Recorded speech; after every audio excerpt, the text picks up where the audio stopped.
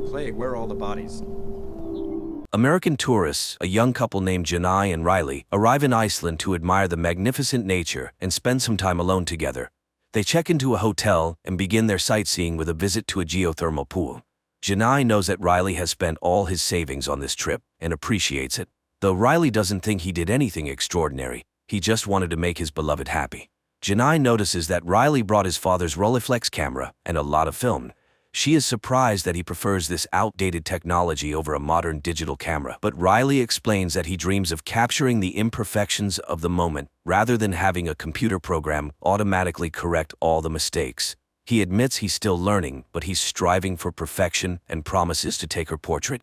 One day they visit an old church, and a priest tells them its history. The man is convinced that life in pre-Christian times was simpler. It was an era of long journeys and discoveries. The couple tours the island's landmarks, goofing around and capturing everything on camera. Later, Janai tells Riley that her father is a preacher, although his church isn't as beautiful. She often visited there and, of course, believes in God. They then explore the waterfalls and Janai is thrilled by the beauty. They are very happy and consider the trip wonderful. However, at night, Janai can't sleep. It's too bright outside. She looks out the window and sees strange flashes of light in the distance, mistaking them for an exceptionally bright aurora borealis. But exhaustion takes over, and she falls asleep. In the morning, Riley wakes Janai up at 10 a.m., not noticing the date that appeared on his digital watch, 2028. Janai, however, still lives in her own time and finds it hard to wake up. The constant daylight outside is also a challenge for her.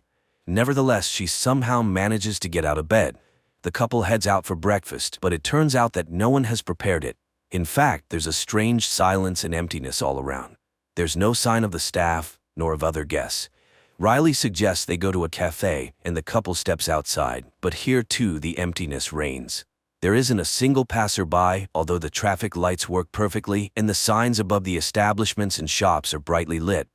They are puzzled. Maybe there's an event in the city today, or a holiday? Riley remembers the solstice, an ancient celebration, and wonders if all the townspeople, young and old, have gone to it. The couple walks down an utterly deserted street, occasionally shouting, but there's no one around, no staff in the shops, and no one responds to their calls. Their personal phone calls also go unanswered. Soon, Riley and Janai enter an empty cafe where Riley notices several working televisions, but every channel shows everything except the news. Janai starts to panic. Riley is equally baffled. If there was a plague, where are the bodies? If aliens are to blame, where is their ship?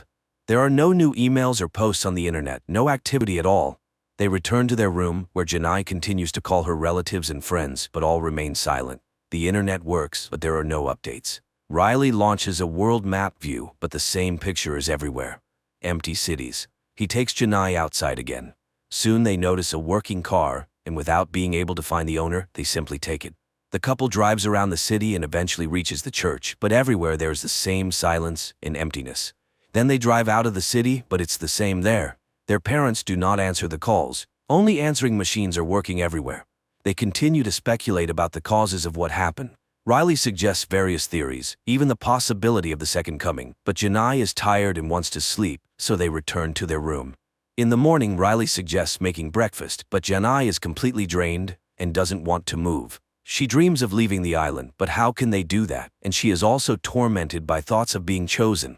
Maybe they were needed for something by God. After all, it's impossible to explain what happened otherwise. Riley, on the other hand, believes it's all about a virus, and it's quite possible that the entire population of the island simply fled. Riley tries to remain optimistic. He makes coffee for Janai and then takes her to the store. Filling the trunks of 2 SUVs with groceries, he drives Janai to a house they have chosen. Later, they go to a store and pick out new clothes for themselves. Riley explains that the electricity on the island is powered by geothermal energy, so most likely it will continue to function for a long time until the equipment breaks down. Riley does his best to distract Janai from sad thoughts. They drink at a bar and then play strip games, but in the morning they suffer from hangovers. Janai again talks about being tested, but faith and religion are not the same. And who knows what God has planned. However, for now, this world belongs only to them. They continue to tour the island, and Riley takes pictures of Janai in all the scenic spots. One day they find a geothermal pool and enjoy a bath there. Then they make love and sleep right on the grass. When she wakes up, Janai admires the beauty of the island's nature, while Riley tirelessly photographs her. One day they go to get groceries, and while Janai punches cereal boxes, Riley, riding a shopping cart, falls and injures his arm. In the evening, he invites Janai to a romantic dinner. The couple dresses up and Janai applies makeup, but once they sit at the table, she immediately starts an unpleasant conversation because she can't stop thinking about what happened during the day and pressures Riley to promise not to put himself at risk again. After all, what would happen to her if something happened to him? They are completely alone here and no one can help them. Janai sinks deeper into depression despite Riley's promise to take care of himself. She remembers her home and a book that is very dear to her. Her father once gave it to her, and she turned it into a kind of diary, writing down the events of her life on its blank pages. She even confessed her love for the first time there, and now she dreams of just holding it in her hands. Riley reminds her that they have each other, and they will be able to survive. After all of humanity's achievements are at their disposal. However, time passes, and the food in the stores starts to expire. Janai is very annoyed by Riley's habit of eating perishable foods out of order, as he doesn't think about tomorrow at all. Soon the electricity will run out, which means there will be no more meat. To this, Riley suggests they take up farming and hunting, which only makes Janai laugh. Well, he might shoot a cow, but what will he do with it then? Janai increasingly wanders around the area alone, and one day coming to the church, she asks the figures around it questions. Maybe it's only they who have been thrown out of life, while everyone else is now at home? Why did this happen to her? Seeing Janai's bad mood, Riley tries to cheer her up. They continue to explore the island, as he knows its history quite well and believes that the heart of the earth beats here. But unlike Riley, Janai doesn't feel the specialness of this place. One day he shows her the old remains of a plane he found while exploring the area. Riley calls it beautiful, but Janai sees it only as a reminder of the dead world they now inhabit. It's trash, just like them, and no one will come for them. An angry Janai drives away, but later returns for Riley, who is calmly sleeping in the wreckage of the plane. Now Riley spends more and more time on the empty city streets, photographing everything that seems interesting to him. Then he throws away the film because there's nowhere to develop it. He roams the shops and one day remembers that if the electricity runs out, there will be no water in the house. He collects all the necessary items in a hardware store and takes them home. One day, absent-mindedly entering an elevator, he panics when the doors close. After all, no one will be able to find him if the electricity goes out. Meanwhile, Janai goes to the cinema and cries as memories flood over her. In the meantime, Riley sets up a water collection system with a wind-powered motor in the yard, and Janai finds an abandoned farm and rides a horse. Later, she listens to the voicemails from friends and relatives saved on her phone. Then she takes Riley to a place in the countryside she likes. She is surprised that Riley continues to photograph everything, but he promises that he will find a way to develop the film. Janai points out that they are sitting on a glacier, a force of nature that kills all living things. Maybe God has also run out of patience? Later they return to the city, and while Riley is busy with his tasks, Janai finds a photographer's studio. One day they enter a flower shop, and Janai is very upset to find that all the plants have long died. Realizing that Janai is depressed by the decaying city, Riley suggests they go camping. He persuades her that it's time to find a place where they can live in comfort and plenty. Soon Riley notices a house by the lake that seems suitable.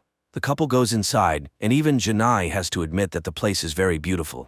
However, while exploring the area, they stumble upon an old man named Niels, who is very weak from lack of food. The couple gladly shares their supplies with him. Niels is shocked that there are no other survivors and believes that the end of the world has come. When it all happened, he was also in the city but returned to his home where he once left his family. Janai, who was very happy to find another survivor, is deeply upset by Niels's defeatist attitude. The old man tells her about his family life. In his youth, he would leave his family for long periods to earn money by fishing. When he returned, he found that they had changed. His son had grown up, and his wife had fallen out of love with him because he was always away. He accepts God's will because it's people who live in the world he created, not the other way round. And he advises Janai not to give up, for she is human and therefore must fight. Although if there is some divine plan, humanity has failed to fulfill it. The next morning, Riley informs Janai that Niels has died. Janai is shocked by this. Riley says he found a cemetery by the lake where he chose a spot next to Niels's family, but Janai isn't sure that these people missed the man during his life and would be glad to see him now. Riley is puzzled by Janai's thoughts, but she suggests they not bury the man at all since no one needs it. Riley tries to remind her of human customs, and Janai suddenly thinks that there might be others who need their help.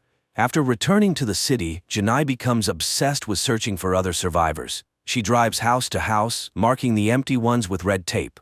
Riley suggests that she is looking for answers where there are none, and that instead they should try to make the most of their new life. But Janai isn't sure this can be called life. While Janai rushes around the city, Riley finishes building his wind turbine in the yard. Time passes. The couple continues to walk around the island, and Riley continues to photograph Janai. One day he takes her to a waterfall and says that water is always alive. It flows, freezes, melts, and flows again. Life tries. There is no yesterday or tomorrow here. There is only today. They need to try to understand this and survive. But Janai interrupts his musings with a kiss. Later they return to the house, and Janai notices that the water is running out. She washes the dishes in a basin while Riley goes to sleep. Suddenly she notices an email on the laptop. Janai opens it with trepidation and cries when she realizes it's a photo from Riley. Morning comes. Riley goes to the kitchen where a large envelope addressed to him is lying on the table. He connects his water system and opens the envelope. Inside are printed photos of Janai, but the girl herself is nowhere to be found, and this worries Riley. He rushes out to find her, visiting all the places they liked. Meanwhile, his system starts working, and water flows into the house without the need for electricity. Riley continues to drive around the island and finally finds Janai's body floating in a geothermal pool. Realizing that she did this voluntarily, he at first also wants to end his life and jumps into the water, but soon he resurfaces and climbs out. Riley cries as he sits by her body, then lays her on the grass, not knowing what to do now. Then he simply leaves, abandoning the girl by the pool. Riley gets into the car, drives onto the road, and drives for a long time without holding the wheel, but gradually his hands lower onto the steering wheel, and he firmly grips it as if deciding to keep living. The film is called bokeh, the blurred parts of a photograph that the photographer uses to highlight other parts of the image that they consider more significant. The director similarly highlights the main contrast, the two diametrically opposed positions of the last people on Earth. The man immediately accepts the situation as it is and intends to live on, while the woman falls into depression and begins to search for the meaning of what happened. So what chance does humanity have for rebirth under such circumstances?